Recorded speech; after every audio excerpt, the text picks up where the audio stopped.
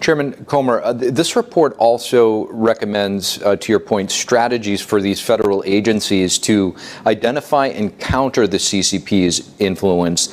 What are some of the most, I guess, important measures, and are you confident that we are ready to address this issue at this moment?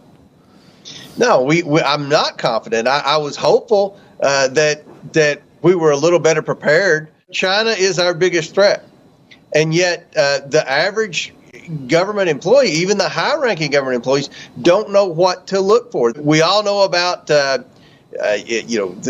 computer hacks and things like that, but there's so much more that China does to disrupt, that China does to influence policy that would give China a competitive advantage over the United States that really puts the United States in a corner. I mean, we are very susceptible to China for manufacturing of essential items, not just our chips with Taiwan and so many of our components in the tech sector, but also for our vaccines, for our pharmaceuticals, and unfortunately, more and more every day, China's getting a bigger footprint in our food supply, especially in our food manufacturer. So this is a huge problem, and I'll give you another example. One of the things that we've seen from the Secret Service is that they refuse to fly drones over areas, which every police force in America uses drones except our Secret Service.